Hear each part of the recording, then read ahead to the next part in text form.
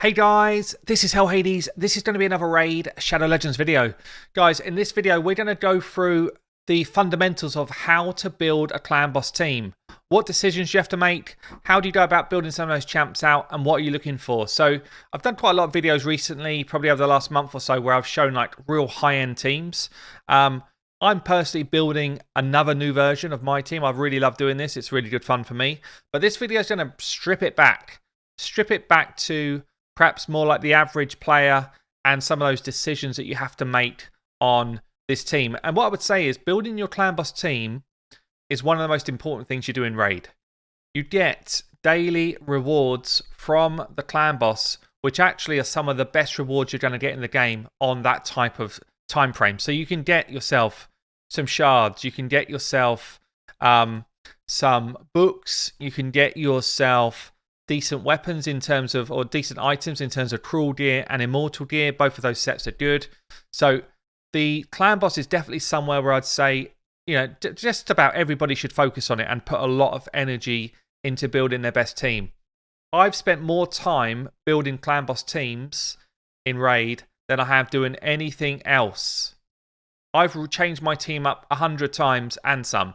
But when I was playing through the earlier game, I was literally trying to min-max my output of potential all the time. All the time I was doing it. Nowadays, it's actually tons easier because there's just so many different options. But back in the day, back in the good old days, it was a lot harder. So, let me talk you through some decisions you've got to make. The first one I'd say to you is you should be looking to see what compositions are possible for you. So, do you have a composition that can give you an unkillable team? That's the first question I'd ask. If you can do an unkillable team, they're way easier to build, they take less resources, and generally you'll get more consistent damage. So an unkillable team generally involves a man-eater, at least one man-eater and one painkeeper. Will give you the budget version. Double man-eater makes this game super easy for clan boss. If you don't have man-eaters, the next thing to look for is, I don't have one actually, I don't know why I'm going up. Do you have a tower, Grush guard the tower? And if you do you have a wardcaster? And again, that creates a second kind of easier team. And then the last one really that people tend to build is, do you have a Sonic? And Sonic again can give you options for unkillable teams. What I'll do, I'll link the Deadwood Jedi site where there's a ton of options for unkillables, and that's kind of where you should go if you're looking for those speed tunes. But that's the first step. So do you have the tools to do an unkillable? If the answer is no, which is going to be a lot of you, there's not everyone's going to be pulling man-eaters out of their pockets. You then say to yourself, right, well, do I have a counter-attack champion? Okay, so counter-attack is the next best form of damage in the game. So there's only three. You've got Skull Crusher here, you've got Valkyrie, or you've got Martyr. So two of them are legendary, one of them is an epic. If you're super lucky, there's only 3 champions out of over 500 now that have got this skill. It's a bit ridiculous, Plarium. Let's have some more, please. But yeah, if you've got one of those, that's your next best sort of team. I'm going to build a basic counter-attack team today. That's what I'm going to work on.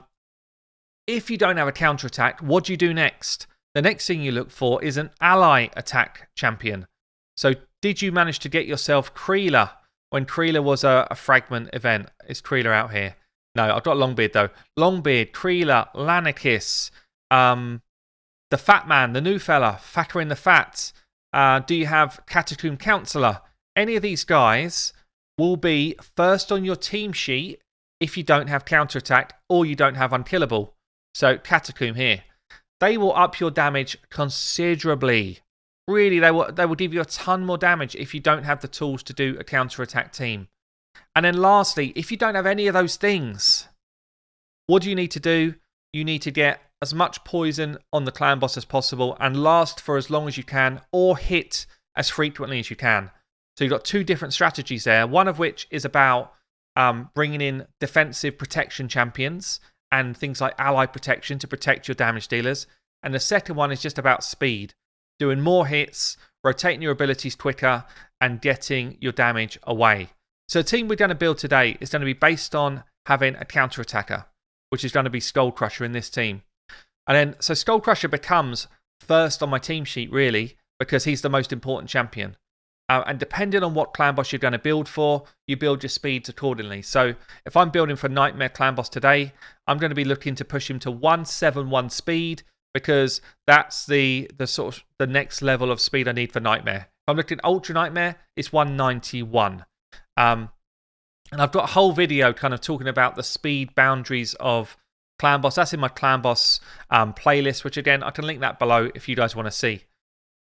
Once you've decided on number 1 on the team sheet, you're then thinking to yourself, well, at this point, I'm not building, by the way. I'm just selecting. I'm selecting my team. The next thing you're looking at is, right, who's going to be my decrease attack champion? So who's going to make sure that the clan boss has always got decrease attack on? Because if you don't, you'll be dead really fast. This is the second most important name on the sheet. It's probably more important than do you have a counter attack. However, counter attack will give you a lot of damage, so he's definitely on the list. So some of you might have pulled or gained Iron Brado recently. Fantastic at this job. I'm going to build him out as part of the team today. He is awesome at this job, but you do need to book him out. You need to get his A3 booked to a 3-turn cooldown to make this work. If you can't, then you need to find someone who's got decreased attack on their A1.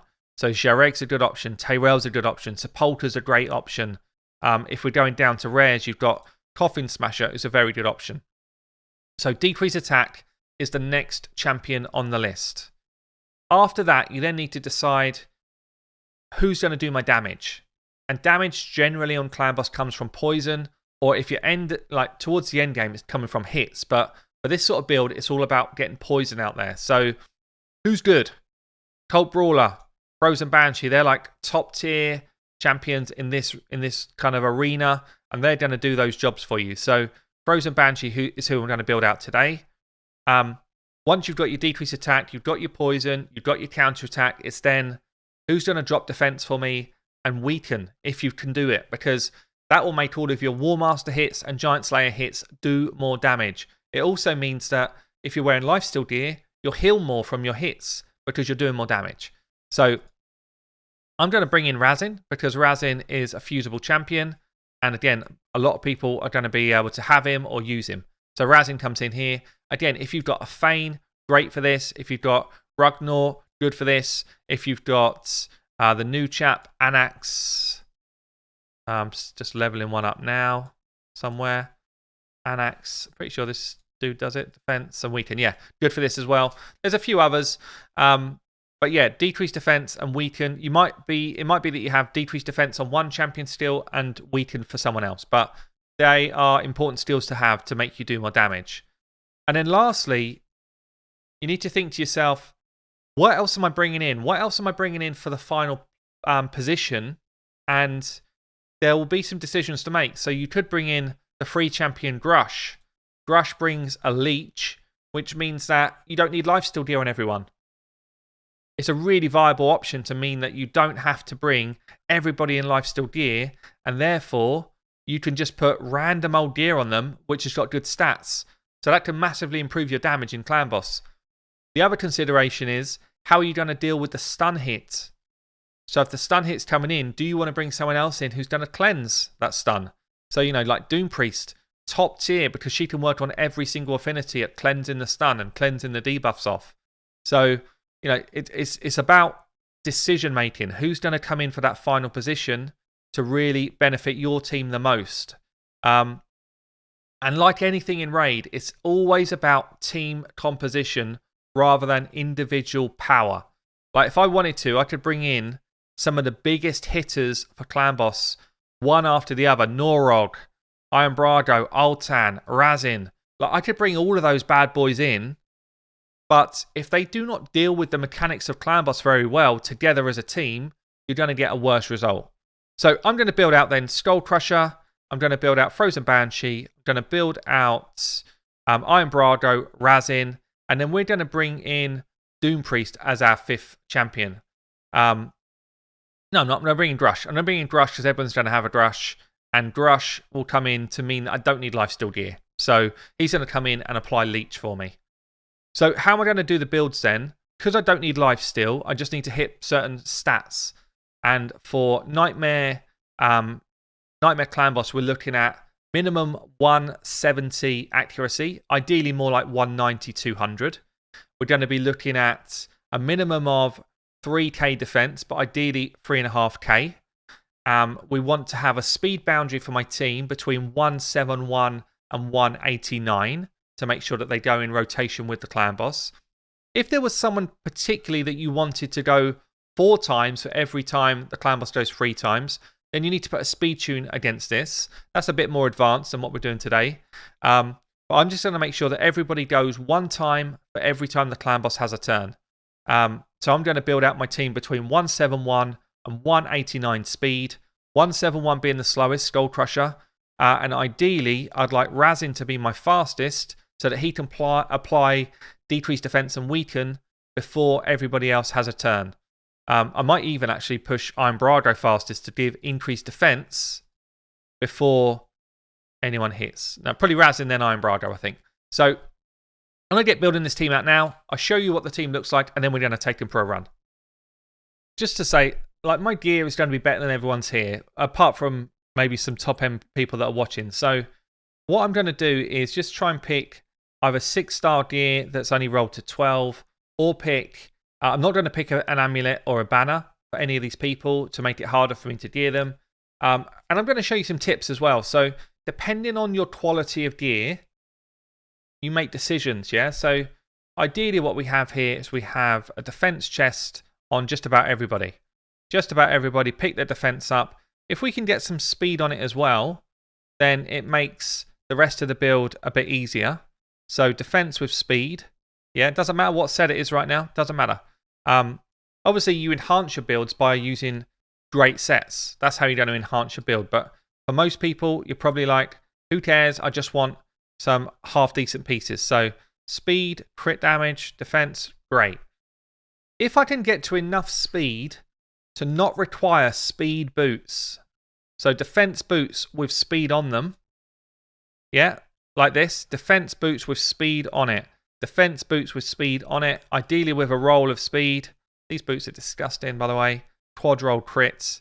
Probably you can't see them till I equip them. Look at these bad boys. Yeah.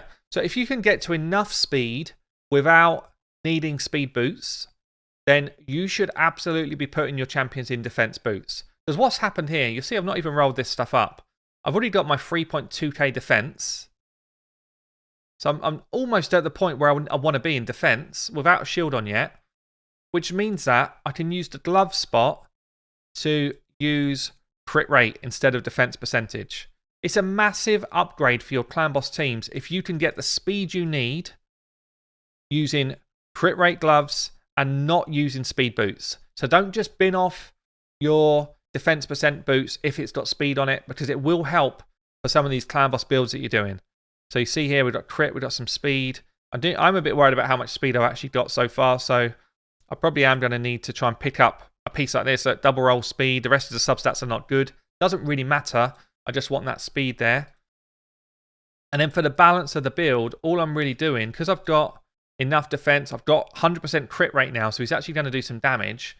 I'm now really just looking for a good blend of speed to be able to finish off the build. So I'm going to be looking in speed sets and trying to find, like a roll of speed where I can, just to try and boost up my speed to get me to that 171. So you see now, I've really not pushed speed hard, guys. Look, 5, 11, this is a good roll, 17, 9, 9. Okay, so it's not crazy. I don't have a banner on, which can have speed on it as well. Yeah. So all I've done is I've just selected nice pieces, and then I need 5 speed on that weapon. My defense is where I want it to be. I don't want accuracy on a Skull Crusher. I don't want him to apply his debuff. I've got enough health. I've got enough defense. So really all I want here is any old piece with speed and crit damage on it, if I could do it. Crit damage is a luxury though, but if I can find something with that 5 speed on it, 5 speed here, it's got loads of crit rate on it though. I don't really want that. Again, I don't care what the set is. I'm just looking for that roll. 5 speed. Again, it's got loads of crit rate. We don't really need it. If I didn't have anything else, I would just use it. But I'm kind of not really looking for crit rate at all. 5 speed and a ton of crit damage. Here you go. So, I mean, that's a great piece, don't get me wrong, but you get the idea. I've got myself to my 171, which is exactly where I wanted to be. I've got the defense number I wanted. I've got a good level of HP.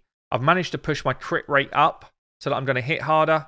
And I've got 141 crit damage.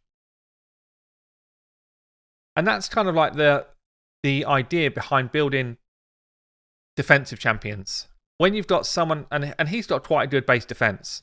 When you've got someone who's got a low base defense, or someone that just doesn't hit hard, like Frozen Banshee, forget the crit rate gloves. Just get as much defense as you can. Just get as much defense on her as you can. Otherwise, you're going to run into trouble. But yeah, so that's more like an endgame build. Defense boots, defense chest, crit rate gloves. On someone like a Frozen Banshee, and an endgame build would be defense gloves, defense chest, defense boots, all the way across the board. Because you just will not get the amount of defense you want out of other stuff. So I'm going to get these 5 built out, show you the final builds, and we'll move on from there. It's worth saying as well, actually, while I'm thinking it through, because I'm bringing Grush in, my requirements of gear is so much easier. It's tons easier. Because, look, I'm just putting mixed sets on. Mixed sets, I need to get to the right level of accuracy for a Frozen Banshee to land her poisons. I need to get to the right speed, and I want a healthy amount of defense. Yeah? But because I can do it using any old piece of gear that I've found, because Grush is going to do a healing for us, I can literally just kind of look for the right substats. So all I'm looking for is speed and accuracy for my Frozen Banshee, because I don't really need any other stats on her. So yeah, I'm going to be picking out bits and pieces that you'll be like, well, that's a bit crazy good. It doesn't matter what you see me put on. Just understand the thinking behind the builds. So a weapon here, has it got speed on it? Yes. Has it got accuracy on it? Yes. Great, it's going on. And we got to the point where we're over the speed cap that I need. I'm short a bit on accuracy still. I'm short a bit on defense still. So the final piece, I'm then saying, right, don't worry about speed anymore. I just want accuracy and defense here. And because it's a random set I'm going to be putting on, it's so much easier to find those gaps. So actually, if I can find perception here, I don't even need the accuracy if I can find perception, so it's going to give me 40 straight. So at that point, it becomes even easier. And you're just like, great, double roll defense. I'll take that extra bit of speed, fine. And on it goes. And all of a sudden, we've got a 3.2k defense, which is around the sort of minimum you want. She's actually a tiny bit fast. Actually, she's a bit fast. This is better.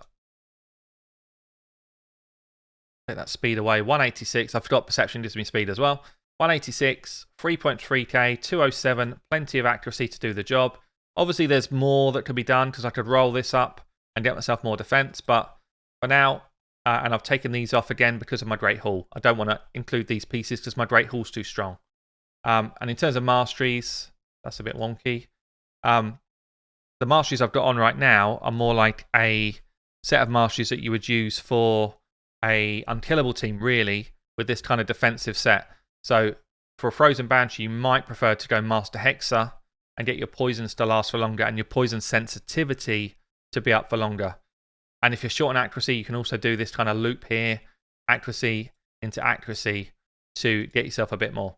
So I'm going to leave it. I'm not going to change all that stuff up for this, but it gives you a sense, again, of how you could build things. So 2 down, going to build the last 3, and then we're going to get them in.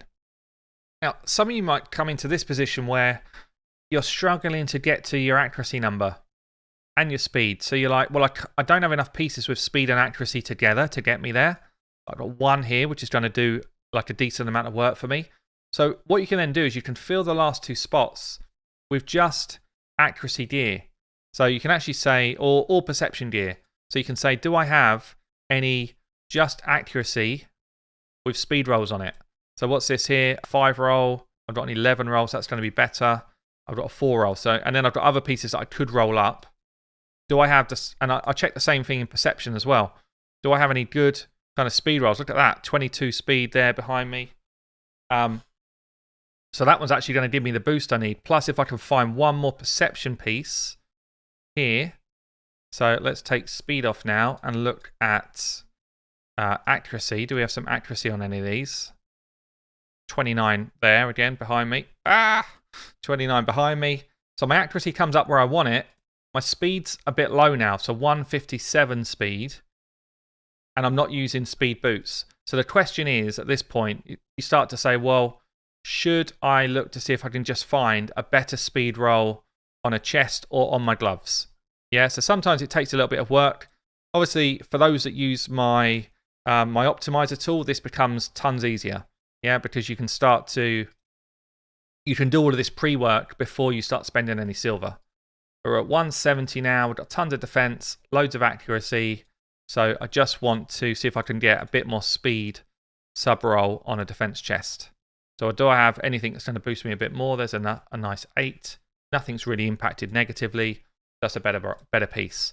And then we've got 178. Faster than Skull Crusher's the most important thing. Loads of defense, way more than he needs. 201.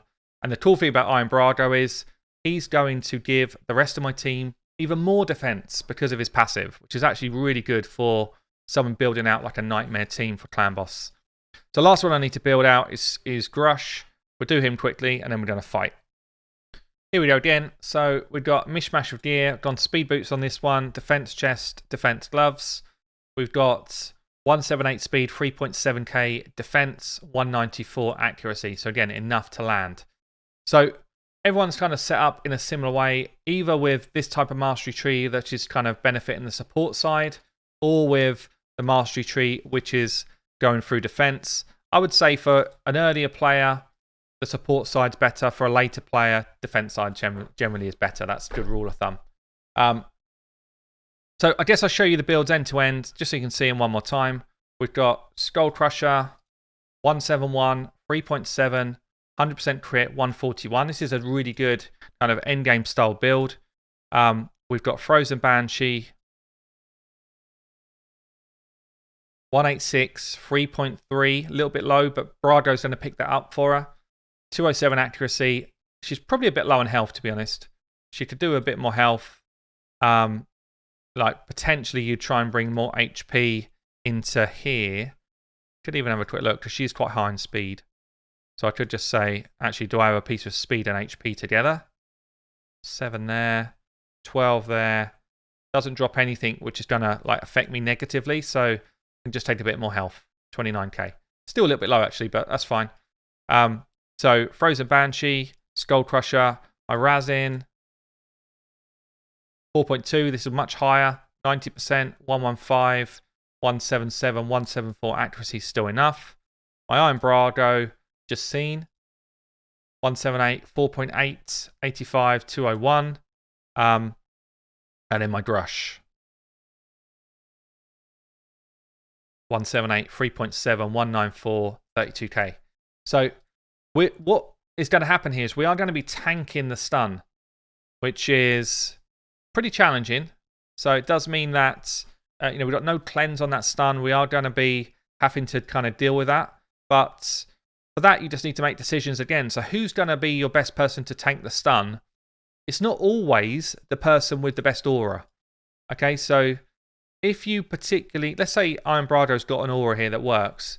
Iron Brago's decreased attack is one of the most important debuffs we're going to be landing throughout this whole fight. I cannot have him getting stunned because it would completely ruin the run. So even if he's your best aura, sometimes your best aura has to ship out and make sure that they stay out of the stun. Okay? So we definitely don't want Skull Crusher taking a stun. Grush, luckily here, has got a good aura. No, he hasn't actually. He's got no aura. What am I saying? He's got no aura, but he's probably the person that I'm least worried about tanking a stun in terms of what he's going to be doing in my team. The other person I could put in there could be Frozen Banshee, and she could tank a stun and give me more accuracy for my team, which is quite cool. But it does mean I'm gonna run out of a bit of damage because I really need her poison. So we're going to put Grush in there. He's kind of my person that's least important and therefore can tank the stun best. So I'm going to throw poison sensitivity out before counterattack goes off. If you've got your Frozen Banshee slower than your counterattacker, you need to wait a full rotation of Clan Boss and then do your poison after that. We're going to put out the decrease attack. We're going to increase our own defense with Iron Brago. We're going to put decrease defense and weaken out. And then we're going to apply a counterattack and then I'm going to hit auto. And that's my setup done. Simple as that. From now, what's going to happen, because of the way I've speed tuned this team, we're basically going to always have this rotation of we'll have a turn each, then the clan boss goes, then we'll have a turn each, then the clan boss goes, and all of my cooldowns will reset at the right time to make sure that we get this nice running order of play. And you can see how quickly the debuff bar fills up with juicy debuffs of poison, leech, and you can see that leech is keeping us nice and healthy. Yeah, so we don't have anyone in lifesteal gear. Clan boss has actually stunned Razin. Oh, because he had increased defense on. So that's something you've got to be aware of.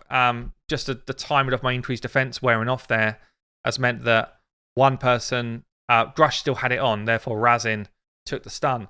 That's actually going to mess us up a little bit in terms of my damage potential, but I'd rather Razin than someone like a Skull Crusher, so it's actually not so bad. Okay, I'm going to let this run through. You can see the damage results at the other end, and yeah, then we'll finish it up. So we've got to the point now where 26 turns in, which is really far actually on Nightmare, and we are tanking up a ton of damage. So we're on like turn 26. Anything past turn 20, you are tanking up tons of damage. Skull Crusher doing his Unkillable and Ally Protect actually really heals your team. It keeps your team alive for a long time. So if you don't have your Skull Crusher and you're thinking about your composition, like we spoke about at the start, you actually want to be running with someone that's got an ally protection ideally. One of the mistakes I made as well with this run, which is a bit dumb of me, is that Iron Brado should have done his decreased attack ability on the first rotation, not the second. Because actually it's left me vulnerable if my Grush doesn't land his decreased attack. So that's just a bit of a tweak from this. But you get the idea anyway of the type of team and how they're running. See that difference? Without decreased attack out there, we just get stomped. But 23 million from this team, a good spread of damage, everybody dying at a similar time because their defense numbers were a similar amount, and that's what you want from your team. So hopefully, guys, this has been useful in terms of just thinking about how should I build my team, what do I need to take into consideration before I go ahead and start actually putting the gear on anyone. I've been Hell Hades, I'll catch you soon.